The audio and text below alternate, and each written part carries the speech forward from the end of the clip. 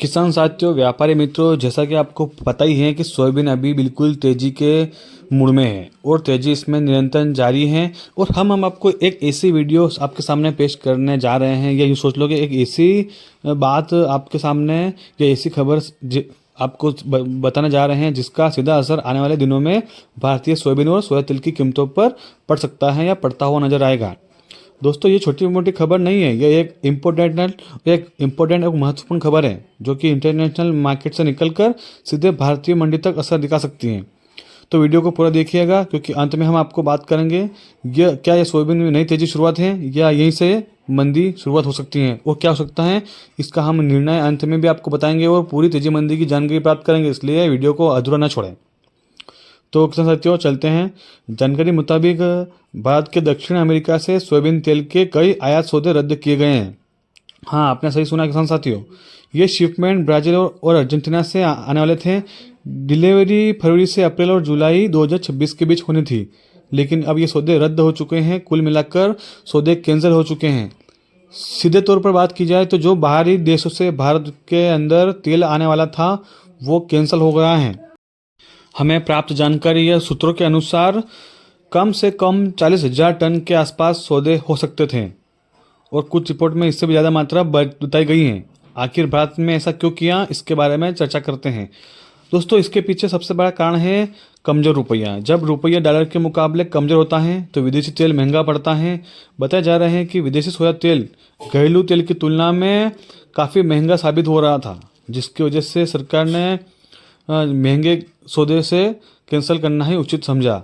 या कुल मिलाकर यूं कहें कि बाहरी जो तेल है वह भारत में लाना महंगा साबित हो रहा है। इससे बड़े बड़े एक्सपोर्टर जो बड़े बाहर से माल आयात करते हैं उनको फ़ायदा बिल्कुल नहीं पहुंचा रहा है, और सरकार को इससे नुकसान झेलना पड़ सकता है। इसी वजह से सरकार ने या बड़े इम्पोर्ट एक्सपोर्टर ने ये सौदे कैंसिल करना ही उचित समझा।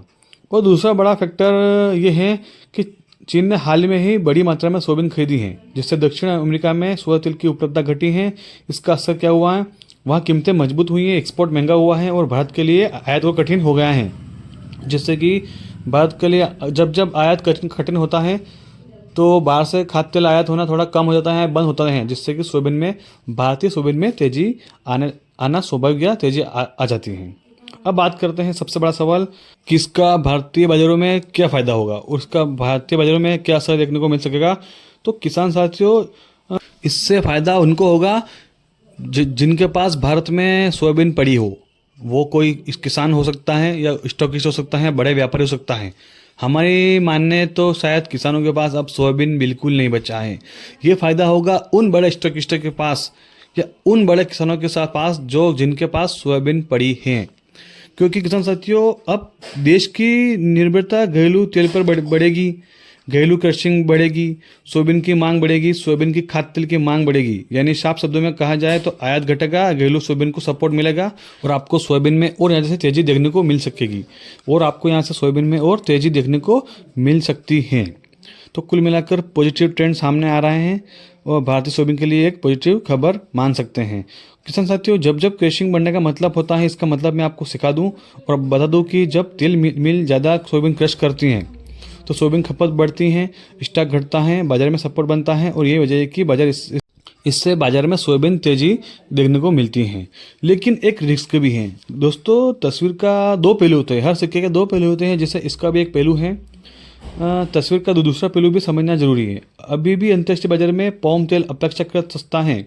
अगर पाम तेल का बहुत ज़्यादा आकर्षण रहा वो तो सोया तेल की खपत पर थोड़ा दबाव आ सकता है, लेकिन जब तक रुपये कमज़ोर हैं, सोया तेल आयात महंगा है, आयात सौदे रद्द हो रहे हैं, जब तक बड़ी गिरावट की संभावना कम मानी जा रही है। तो अब आगे क्या दिख सकता है इसकी बात करते हैं दोस्तों।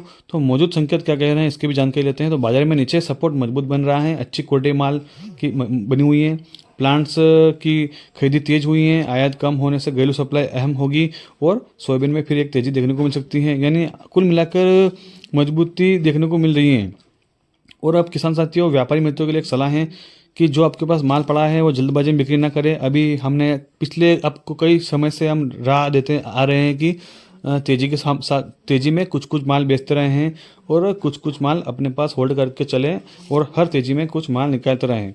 तो दोस्तों निष्कर्ष की बात करते हैं तो सोया तेल का आयात सौदे रद्द होना, रुपए की कमजोरी और अंतर्राष्ट्रीय मजबूती, ये तीनों मिलकर भारतीय सोयाबीन बाजार को एक अच्छा तेजी की ओर ले जा रहे हैं।